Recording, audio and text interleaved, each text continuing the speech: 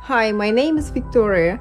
I'm an Australian citizen, but I'm a native Ukrainian, and I'd like to tell you the truth about Ukraine and the Russian invasion. I come from the central part of Ukraine, from a family of medical professionals. I had an average and normal upbringing. I'm just another Australian.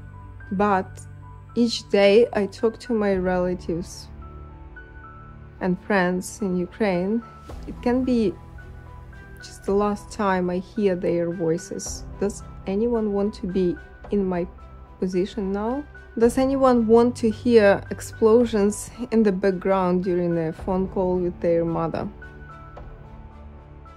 If not, listen to the real situation Ukraine is currently in.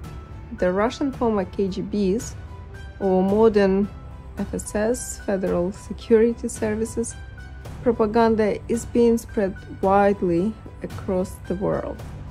Australia is not an exemption. Russia is a strong and powerful brainwashing machine supported by well-paid promoters. Everyone knows about it. There are many on social media who directly support Putin's neo-fascist regime and thus deliberately lie about situations in Ukraine and Ukrainian history, including its relationship with Russia. Interestingly, many Aussies listen to them and just watch their fake videos featuring very true evidence without careful consideration. Russia has invested large sums of money into propaganda, whereas Ukraine hasn't. That was their mistake. It's an informational war. Look at YouTubers such as Aussie Cossack or any other of Putin's paramilitary proxies in Australia or around the globe. Most of these experts and specialists can hardly find Ukraine on the map. They have no clue, they have no idea about Ukraine. Yet they are convinced they know who is right, who is wrong, and what is going on in Ukraine better than Ukrainians. They call President Zelensky a Nazi leader without considering objective information such as the fact that Zelensky is a Jew from a Russian-speaking family from the eastern part of Ukraine, whose grandfather fought against Nazis from the beginning till the very end of the Second World War. Some pro-Russian people claim that Ukraine is in a civil war. It is completely misinformation, it is misleading, it is manipulative information. This widely mentioned public riot in eastern Ukraine was created, organized, and conducted by the FSS, Federal Security Service, of the Russian Federation. In 2014, when Ukrainians pushed pro-Russian President Yanukovych, Putin occupied Crimea and started a war in the eastern regions of Ukraine. Again, this war was between Ukraine, including army and volunteer troops, against the Russian army and their machinery. They bombed Ukraine and occupied territory in order to persuade locals that the Ukrainian army killed civilians. If you need more details, facts, and evidence, you can find it following the link in the description of my video.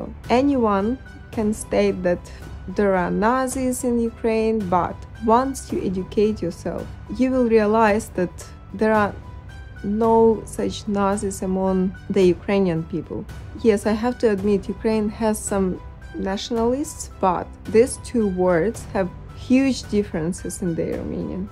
Again, educate yourself about Ukrainian nationalism, patriotism, or extreme love, passion of their own traditions and culture.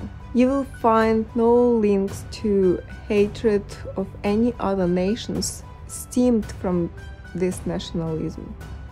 Calling Ukrainian nationalists Nazis is much more like calling those who celebrate Australia Day Nazis.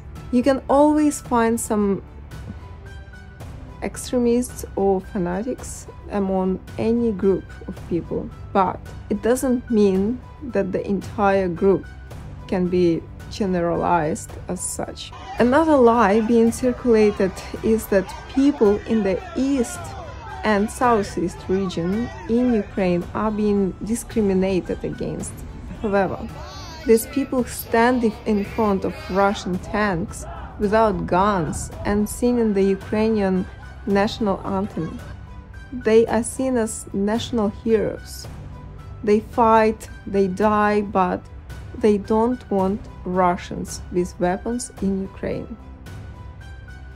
This is truth. What more evidence do you need? Russians deliberately destroy civilian facilities. They kill civilians, including kids and elders, and they intentionally destroy unique technical and engineering feats. For instance, they destroyed the biggest airplane in the world, the AN-225 Mriya. In English, Mriya means dream. This masterpiece of engineering was a piece of art which was designed and built in Ukraine by Ukrainians. And for what reason did Russians destroy it? Their goal is very simple: smash Ukraine as a country, intimidate Ukrainians, and establish their dominance over Ukraine. This, however, will never happen.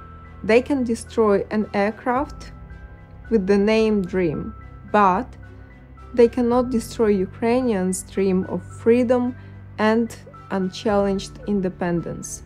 I ask everyone to share my video and help Ukraine fight this evil and prevent it coming to our home, Australia or any other place. You can find how you can support the Ukrainian army and its people in the description below. Thank you so much.